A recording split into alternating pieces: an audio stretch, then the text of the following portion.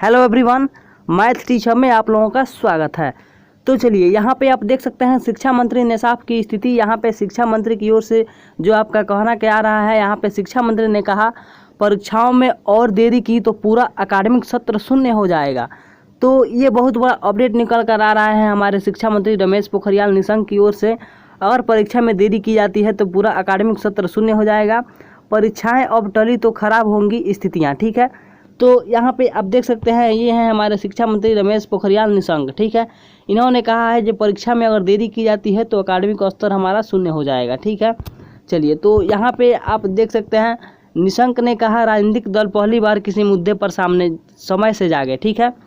तो यहाँ पे राजनीतिक मुद्दा भी शिक्षा को लेकर यहाँ पे एग्जाम को टालने के लिए बहुत बड़ा राजनीतिक मुद्दा भी यहाँ पे चल रहा है, उठा हुआ है। तो कोरोना के बीच जेईई मेंस और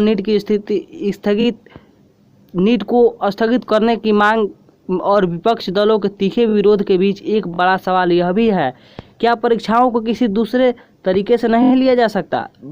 तो यहाँ पे बकौल शिक्षा मंत्री रमेश पोखरियाल निशंक इस पर भी विचार हुआ, लेकिन इस कठिन समय में इन परीक्षाओं के लिए विश्वसनीय केंद्रों और कंप्यूटरों की व्यवस्था करना मुश्किल है।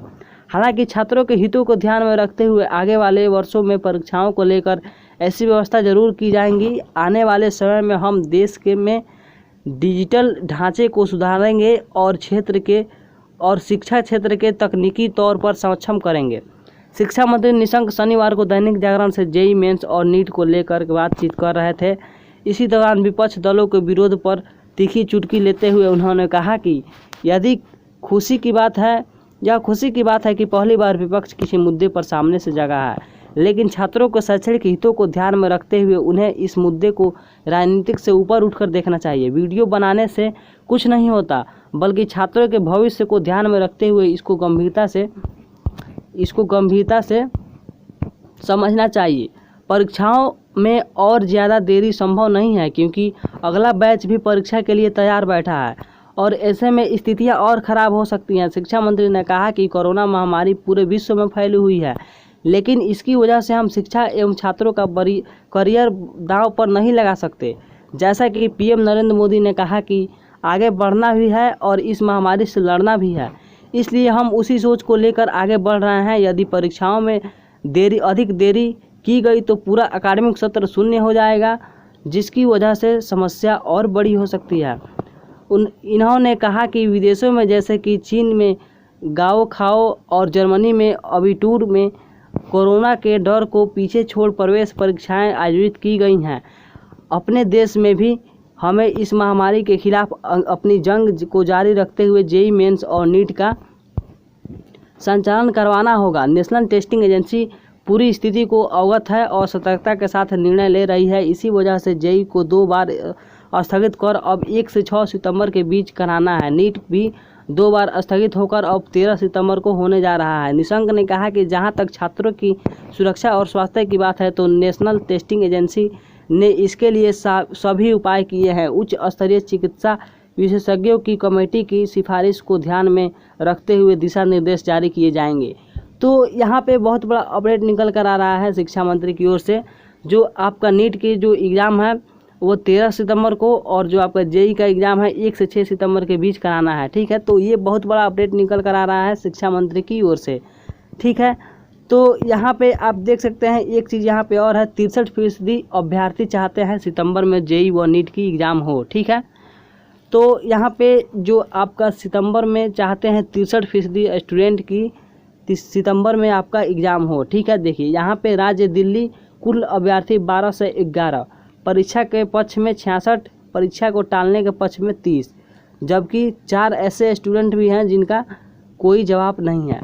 और महाराष्ट्र में वैसे 1008, जिसमें परीक्षा के पक्ष में 62 हैं और परीक्षा को टालने के पक्ष में 32 हैं, और 6 ऐसे भी हैं जिनका कोई जवाब नहीं है। ऐसे करके रिपोर्ट जो है आपके सामने है, ठीक है। तो यहाँ पे आप देख सकते हैं संयुक्त परीक्षा जेईई और राष्ट्रीय पात्रता सह प्रवेश परीक्षा नीट को सितंबर में कराने को लेकर जारी खींचतान के बीच देश भर में 63% अभ्यर्थी व उनके अभिभावकों ने कहा कि परीक्षा समय पर होनी चाहिए, लेकिन सर्कल की तरफ से किए गए ऑनलाइन सर्वे में यह बात सामने आई है कि जेईई के 1 से 6 सितंबर जबकि नीट के 13 सितंबर को आयोजित होनी है। विपक्षी दल केंद्र सरकार पर परीक्षा टालने का दबाव बना रहे हैं। लोकल सर्कल के ने देश भर के 244 के 10,627 अभ्यर्थियों के बीच सर्वे कराया। इसमें 84% छात्रों और 16% छात्रों व उनके अभिभावकों ने अपनी राय दी। सर्वे में पूछा गया कि वे जेईई नीट परीक्षा आयोजित कराने को लेकर क्या विचार रखते हैं। करीब 63% लोगों ने कहा सितंबर में शारीरिक यहाँ पे करीब 63% लोगों ने सितंबर माह में ही शारीरिक दूरी का उचित ध्यान रखते हुए परीक्षा आयोजित करने की बात कही। वहीं 31% लोग ऐसे भी थे इस परीक्षा को लेकर दिसंबर तक टालने की पक्ष में रहे हैं। ठीक है, तो 6% अभ्यर्थी ने कोई जवाब नहीं दिया। तो दिल्ली के 66% परीक्षा के पक्ष में। दिल्ली के 1211 अभ्यर्थियों ने सर्वे में हिस्सा लिया, जिसमें 66% ने कहा कि सितंबर माह में परीक्षा आयोजित की जाए। 30% ने दिसंबर माह में या उसके बाद परीक्षा कराने में बात कही।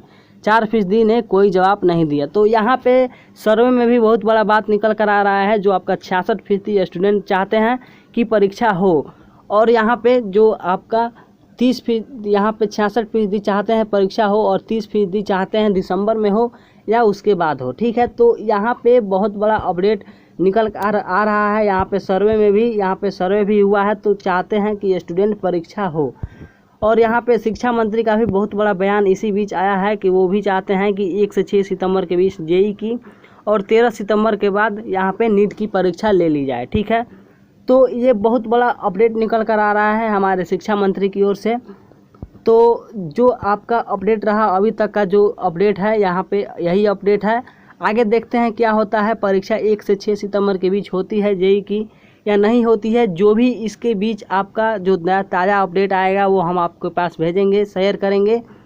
तो अभी तक के लिए बस इतना ही। फिर मिलते हैं नेक्स्ट अपडेट के साथ। तब तक के लिए हमारे यूट्यूब चैनल पर आने के लिए, वीडियो को देखने के लिए और लाइक का बटन दबाने के लिए आपका हृदय की गहराइयों से प्रेम पूर्वक धन्यवाद।